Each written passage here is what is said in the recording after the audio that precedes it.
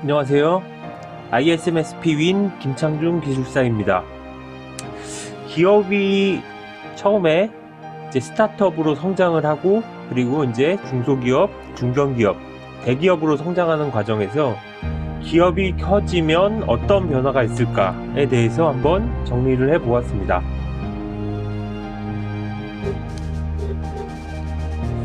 기업이 성장한다는 것은 어린아이가 키가 커지는 것과 같습니다. 기업을 이제 판단할 수 있는 기준은 주로 매출액이죠. 매출액이 여기 있는 것처럼 0원에서 어떤 기업이 시작을 하겠죠. 보통 사업자 등록 신고를 하고 바로 기업은 오픈할 수 있습니다. 매출액이 쭉 늘어나는 과정에서 우리는 이제 법이 정하는 바에 따라서 소기업, 중견기업, 대기업으로 성장을 하죠. 처음에 이제 벤처기업, 스타트업 입장에서는 매출액이 굉장히 작을 것입니다. 그러면서 오프라인 위주로 또는 온라인 위주로 단순한 생산, 판매 구조를 가지고 있습니다. 우리가 눈여겨볼 것은 온라인 매출액이죠. 온라인 매출액이 현재는 전체 매출액으로 환산이 되는 기업들도 많이 있습니다.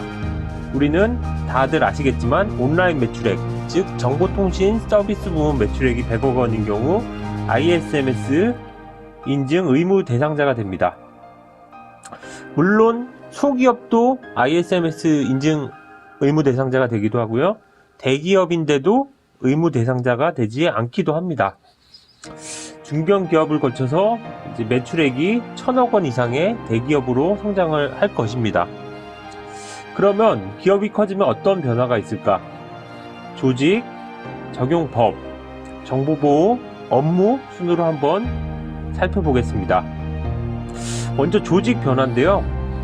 조직이라는 것은 사실 어떠한 목적을 가지고 행하는 기능을 가진 그런 집단들이죠. 보통 이제 CEO는 뭐 1인 기업에서도 있으니까 CEO가 있을 것이고요. 제일 중요한 생산, 물건을 제조하는 것이죠. 그리고 영업, 판매하는 조직, 이것들을 서포트하는 지원 조직이 있을 것입니다. 초기의 소기업 같은 경우는 정보보호 업무를 거의 수행하지 않습니다. 보통 이제 뭐 경영전략팀, 경영지원팀, 이런 팀에 뭐 IT 파트가 있을 것이고, 이 IT 파트에 정보보호 인력이 한 명, 뭐 없을 수도 있겠죠. 이런 조직으로 구성이 됩니다. 하지만 매출액이 커지면서 이제 기업 규모가 시스템을 갖춰야겠죠. 그렇게 되면 이제 CFO, CHO, 그리고 온라인을 한다면 오프라인 영업과 온라인 영업, 그리고 유통, 이런 식으로 구성이 됩니다. IT 팀이란 게 처음 이제 태동으로 생겨나는 시기이기도 하고요. 이 IT 팀이 CFO 조직에 있을 수도 있고, CHO 조직에 있을 수도 있고, 유통 조직에 있을 수도 있고, 뭐 그것들은 기업마다 이제 다르죠. 이 IT 팀 밑에 정보보호 파트라는 조직이 신설이 됩니다. 물론 이때는 팀명은 IT 팀이고요. 단순하게 뭐 그냥 파트장이라는 뭐 내부적인 직책을 하나 만들어 가지고 운영이 될 것입니다. 물론 이제 CFO가 뭐 자리를 마련해 주기 위해서 조직을 확장할 때 IT팀을 두기도 하고, 뭐 CHO 밑에 두기도 하고, 그런 것들은 뭐 조직의 자율적인 구성 방침이기 때문에 다를 수가 있습니다. 중견기업으로 가면 이제 CHO에서도 인사, 우리가 채용을 담당하고, 교육, 정보보호, 개인정보보호 교육을 이력관리하죠. 그리고 총무, 뭐 시설 관련돼서 물리보안 관련된 업무를 합니다. 제가 여기서 표시한 것들은 다 정보보호 관리체계, 개인정보보호 관리체계에 들어간 조직들이고요. 업무, 개인정보보호법, 정보통신망법 등을 유관부서로 이제 협업을 하죠. 그리고 이제 CTO 조직이란 게 이제 새로 신설이 됩니다. 그래서 그 밑에 이제 IT 팀이었던 게 성장을 해서 IT 본부, IT 실, 뭐 이런 식으로 성장을 하고요. 그리고 경영정보, 보통 ERP, 기관계 시스템이죠. IT 기획팀, 전사의 자산을 IT 자산을 관리하는 팀이고요. 개발 운영, 이제 자기만의 ERP 시스템이나 뭐 쇼핑몰 등의 이제 시스템이 있다면 이러한 시스템들을 개발하고 운영하는 조직이 만들어질 것입니다. 정보보호 파트가 이제는 이 정보보호실로 승격이 될 수 있는 시기죠. 그래서 정보보호 파트, 소기업 같은 경우는 1명이 하던 일을 정보보호 파트를 하면 2명에서 3명, 정보보호실로 되면서 5명, 이런 식으로 성장을 할 수가 있고요. 정보보호실이 되면은 아시겠지만 CISO가 선임이 될 수가 있습니다. 오프라인 영업에서는 점포 등의 개인정보 보호 수준을 관리하는 점포 영업이 있을 수 있고요. 온라인 영업에는 고객의 개인정보를 바탕으로 매출을 일으킬 수 있는 마케팅, 광고 캠페인 등을 하는 것이죠. 서비스 기획은 새로운 신성장 동력의 서비스를 기획하는 부분이 있을 수가 있고요. CS, 콜센터죠. 그래서 고객의 주문 내역이나 배송, 그리고 불만 등을 처리할 수 있는 조직이 생길 수가 있습니다. 중견기업에서 대기업으로 가면은 이 정보보호실이 이제는 전사부서로가 업그레이드가 될 수 있습니다. 그리고 이런 법무팀들도 전사부서로 이렇게 두는 것이죠. 이 이유는 이전에는 CTO 밑에 있고 IT 본부 밑에 있으면 아무래도 예산이나 인사 등의 독립적인 CISO의 권한을 행사하기가 어렵기 때문에 이렇게 별도의 독립적인 CEO 직할 조직으로 두는 것입니다. 마찬가지로 인사교육, 총무, 점포 이렇게 있고, IT 본부도 이런 데이터 관련 부서가 새로 생겨날 수가 있습니다. 요즘은 이제 빅데이터, AI를 통해서 맞춤형 서비스를 많이 실현하기 때문에 DT 부문이라고 만들기도 하죠. 디지털 트랜스포메이션이죠. 디지털 전환. 그리고 이런 마케팅 본부에서 점포가 아니라 이제 마케팅 캠페인들을 관리하는 것이고, 그리고 서비스 기획 CS를 하나의 본부로 이제 두는 것이고, 개발 운영 본부에서도 플랫폼을 만드는 플랫폼 UI, 우리가 만드는 화면이죠. 화면을 만드는 UI, UX, 주문 회원, 고객의 개인정보를 보유하면서 고객이 주문한 내역, 그리고 회원 정보를 관리하는 부서, 상품 제휴, 상품의 기준 정보를 바탕으로 상품의 관련 정보를 입력하고 그런 관리하는 거, 그리고 하나의 정보통신 서비스 제공자가 아니라 다른 플랫폼에 상품을 입점할 수 있는 그런 제휴 관련 부서가 생겨나기도 합니다. 그래서 기업의 규모가 커지면은 정보보호의 한 명의 인력, 그 다음에 중소기업의 정보보호 파트, 중견기업의 정보보호실, 대기업으로 가면 CEO 직할의 조직으로 이렇게 가는 것입니다. 두 번째로 적용법 변화입니다. 중소기업은 매출이 한 10억, 중견기업은 100억, 대기업은 1000억 이렇게 가정을 해보겠습니다. 물론 요즘에 대기업 같은 경우는 매출이 1조도 큰 건 아니죠. 하지만 임의로 말씀을 드린 거고, 중소기업 같은 경우는 이제 컴플라이언스에 대한 인식을 하게 됐어요. 아, 우리가 지켜야 되는 법이 이거였구나, 이렇게 인식을 하는 거고, 중견기업은 컴플라이언스의 준수에 대해서 이제 염두에 두는 시기고요. 대기업 같은 경우는 컴플라이언스를 활용해서 신사업을 기획할 수 있는 그런 단계로 온 것입니다. 처음에 중소기업은 사업을 영위하기 위해서 제조, 판매하는 거죠. 이럴 때 관련된 법은 상법. 일반적으로 영리 목적의 상인이 지켜야 되는 법이고, 세법. 세금을 덜 내기 위해서 어떻게 할 것인가, 보조금을 지원받으려면 어떻게 할 것인가, 이런 법들이죠. 사실 이런 법들은 제가 전문이 아니라서 간단하게 정리만 해봤습니다. 규모가 성장함과 더불어서 이제 보편적인 고객의 개인정보를 보호해야 하기 때문에 이 개인정보보호법, 그리고 예전에는 미처 알지 못했던 우리의 임직원들, 그리고 우리의 파트너, 그런 직원들의 이 노동법,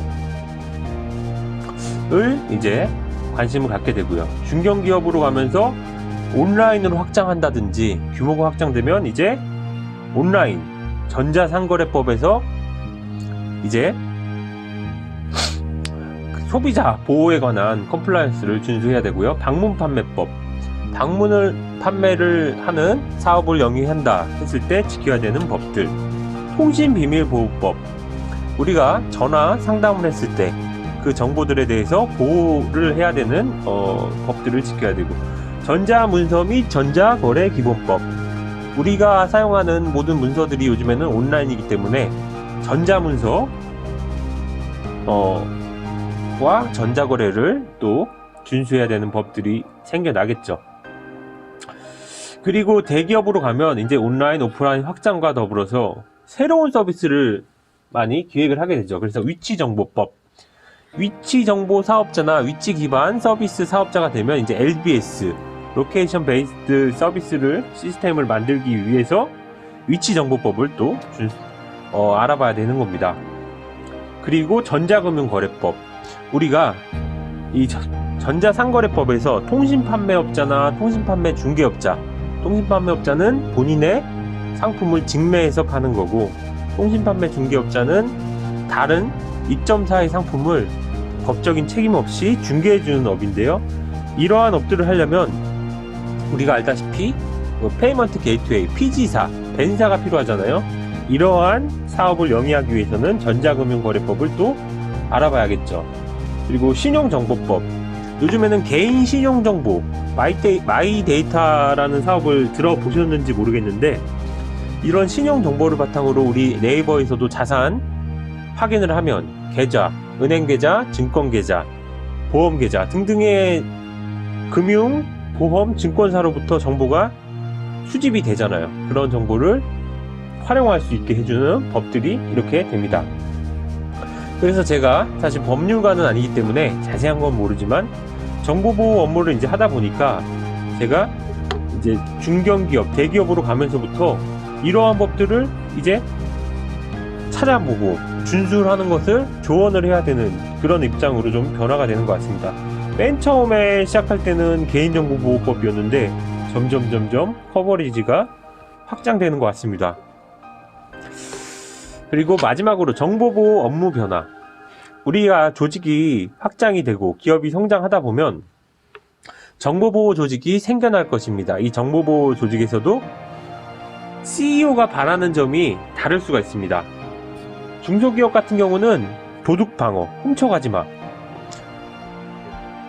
상품에 대해서 부정, 결제, 그리고 개인정보에 대해서 가져가는 것들, 그리고 실제 사무실에서 있던 물건들을 가져가는 거, 집기류 같은 것들, 이런 관점에서 시작이 됩니다. 물리적인 보호 조치가 일단은 출입통제, 출입통제가 출입통제 시스템을 갖춘 것 뿐만 아니라 간단하게 자물쇠로 강건하고 도어락 설치하고 이런 수준에 처음에 시작이 되고, 업무 환경을 갖춰 놔야겠죠. 업무 환경에서 우리 PC 같은 것들에 대해서 백신을 깔고, 그리고 패스워드를 설정하고, 이런 수준으로 진행이 될 것입니다. 관리적인 보호 조치에서 개인정보 처리 방침을 수립을 해야죠. 개인정보 처리 방침 같은 경우는 사실 우리가 홈페이지를 만들 때 웹 호스팅 업체를 통해서 하기도 하고, 온라인 홈페이지가 없는 경우 우리가 양식을 빌려가지고 만들 수 있어요. 왜냐하면 만들지 않으면은 개인정보보호법상 1000만원의 과태료를 내기 때문이죠. 기술적인 보호 조치로 PC에 백신을 까는 것들, 그리고 우리가 ADSL이나 VDSL 같은 인터넷을 쓸 수 있는 환경이 되면 공유기를 통하고 기본적인 방화벽을 설치할 수가 있을 것입니다. 그리고 재택근무나 외부에서 접속할 수 있도록 VPN을 가져오는 수준으로 중소기업들, 소기업이라고 하겠네요. 소기업, 중소기업이라고 하긴 그렇고 스타트업 기업들은 할 것입니다. 중소기업이나 중견기업 같은 경우는 이 벌금 방어, 벌금 때리지 마, 이 관점으로 좀 접근을 하는데요. 아시겠지만 ISMS 인증을 받지 않는 경우, 3천만 원의 과태료가 부과가 되죠. 그리고 광고 관련돼서도 정보통신 서비스 제공자가 지켜야 될 법률을 준수하지 않는 경우 3천만 원의 과태료가 부과가 될 수 있습니다. CEO는 이제 훔쳐가지 마 요건이 충족이 되면 벌금 때리지 마로 인식이 변화가 됩니다. 물리적인 보호 조치에서 추가로 하는 것들은 CCTV 설치하는 부분, 안내판 설치할 수도 있겠죠. 그리고 출입 기록을 남기고 조회하는 것들. 관리적인 보호 조치로는 이때 정책 및 시행 문서를 처음으로 수립하게 됩니다. 사실 ISMS에서도 아주 저렴하게 하는 데들은 1,000만 원에 이런 정책 및 시행 문서 포함해서 ISMS 받을 수 있는 것들을 다 만들어주고 막 요식행위로 하는 부분이죠. 그러한 업체들도 있습니다. 그리고 회사의 정보 자산이라는 것에 대해서 식별하게 되고요. 광고 전송을 하다 보니까 이용자가 P사의 스팸 신고센터에 신고를 하면서 조사를 나오고 과태료가 나오네 하면서 이거에 대해서 관심을 갖게 되죠. 물론 아주 작은 기업들은 신고도 잘 안 합니다. 이용자가 해봤자 어차피 대응도 안 하기 때문에. 그리고 주요 직무자를 지정하게 됩니다. 그래서 정보보호 업무, 그리고 뭐 개발 업무, 운영 업무, 그 안에서도 또 나눠져서 DBA, TA, AA 이런 식으로 주요 직무자가 지정이 되고요. 아시겠지만 주요 직무자의 개인정보 취급자, 그리고 정보통신망법에 따른 망분리 의무 대상자들도 지정이 됩니다. 그리고 이때는 정보보호와 개인정보보호 교육을 법적으로 수행하는 것에 대해서 관심을 갖고 하게 됩니다. 그리고 ISMS를 받다 보니까 이제 위험평가 이 부분에 대해서도 하게 되죠. 그래서 정보자산을 기반으로 취약점 점검하고 컴플라이언스 점검하고 이러한 작업들 하고요. 정보보호 시스템 관점에서 암호화를 이제 해야 됩니다. 물론 소기업에서도 해야 되지만 감사를 안 하니까 하는지 안 하는지 알 수가 없죠. 하지만 이제 중소기업이 되면서부터 암호화하고 접속 기록이나 접근 권한 같은 로그를 관리해야 됩니다. 그리고 취약점 점검, 우리 인프라 취약점 점검, 웹 취약점 점검, 모의 해킹 등을 하고요. 내부 정보 유출 방지, 그래서 개인정보뿐만 아니라 중요 정보에 대해서 매체 제어, CD-ROM이나 USB 사용 못하게 하고, 그리고 무선 통신 사용 못하게 하고, 이러한 내부 정보 유출 방지, 그리고 침입 차단 대응, 그래서 이제 IDS 침입 방지, 침입 탐지죠. IPS 침입 차단, 침입 방지죠. 그리고 방화벽 침입 차단, 또 그 외에 웹방화벽 있죠. 와프, 그리고 디도스 대응 장비, 이런 것들이 갖춰집니다. 그리고 망분리, 아시겠지만 우리가 사용하는 VDI, 버추어 데스크탑 인프라스트럭처, 또는 2PC로 망을 분리해서 외부 인터넷망과 업무망을 분리하기도 합니다. 대기업에 되면은 조금 뷰가 달라져요. 대기업에 되면 어느 정도 이제 CEO는 벌금보다 이제 본인의 경찰이나 아니면은 P사나 이런 당국에서 조사를 받아서 출두하는 거에 대해서 굉장히 꺼리게 됩니다. 물리적인 보호 조치, 이 부분은 제가 못한데, 이러한 기록들을 좀 빅데이터 기반으로 관제하는 부분, 그런 부분을 할 수가 있고요. 그리고 또 물리적인 보호 조치에서 할 수 있는 게 센서 같은 것들, 단벽이나 그리고 외곽이나 이러한 센서들을 설치를 할 수가 있겠죠. 그리고 출입통제 시스템에서 모바일 기반으로 한다거나 블록체인 DID 기반으로 한다거나 이런 부분. 관리적인 보호 조치에서는 이제 중소기업에서 했던 부분은 중견기업은 다 있고, 중견기업은 대기업은 다 있는 겁니다. 여기에서 침해 사고 대응 체계, 그래서 취약점 점검이나 사고가 났을 때 신고하고 뭐 보고서를 작성한다든지, 뭐 차단한다든지, 뭐 재발을 방지한다든지 이러한 체계를 갖추게 됩니다. 그리고 특정한 IT 시스템이 생겨났을 때 보안성 심의를 할 수가 있겠죠. 그래서 사전에 발생할 수 있는 문제들을 식별하고 조치할 수 있는 부분이 직능이 생겨나는 것입니다. 그리고 개발 보안, 기존에는 다른 플랫폼에서 만들어졌던 것을 그대로 쓰는 것인데 대기업부터는 본인만의 플랫폼에 쓰기 때문에 거기서 발생할 수 있는 개발상의 취약점들이 발생할 수 있고, 뭐 시큐어 코딩을 포함해서 그러한 보안성 심의가 필요한 시점입니다. 그리고 현황 분석 관리, 외부자 현황, 수탁자라든지, 그리고 개인정보 보호 관점에서 개인정보 흐름도 작성, 뭐 다양한 개인정보 파일 현황, 이런 것들을 현황 분석 관리할 수가 있게 됩니다. 그리고 보안 감사, 이제는 자체적이나 외부의 전문 인력을 통해서 보안 감사를 할 수가 있는 거죠. 오디시죠. 그리고 이제는 수탁사도 관리해야 돼요. 위탁을 해야 될 필요가 생기기 때문에 대기업을 도와주는 업체에 대해서 개인정보 보호 수준을 관리하고, 그리고 매장 같은 곳에 대해서도 점검을 나가는 그런 관리를 해야 됩니다. 기술적인 보호 조치에서는 네트워크 접근 통제, 뭐 다들 아시겠지만 NAC, 그래서 정보 자산, 특히 PC 자산을 네트워크 상에서 식별을 하고 인가된 PC만 네트워크에 접속할 수 있는 그런 시스템을 도입을 하고요. 서버나 DB에서의 개인정보를 검출을 하게 됩니다.